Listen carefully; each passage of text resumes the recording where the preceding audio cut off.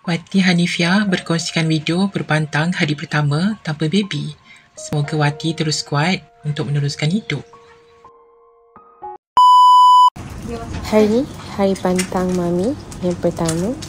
Pantang tanpa baby. Hai, sedih rasanya. Tapi tak apalah, apa nak buat, kehidupan harus diteruskan. Sedap kan? Dia masak? Masak biasalah, makan. Nak sihat kena makan. Kalau kita langgar pantang tu, apa jadi? Kalau kita langgar pantang tu, apa jadi Mami? Jadi tak sihat lah. Nanti susah lah Mami nak pregnant balik. Oh macam tu lah. Kalau jaga, InsyaAllah senang lah nak pregnant balik. Sebab tu masa pantang kita kena jaga betul-betul supaya nanti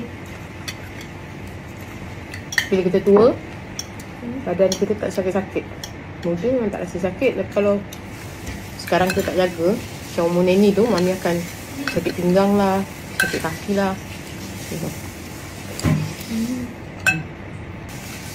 Jadi untuk sihat, makanlah sayur.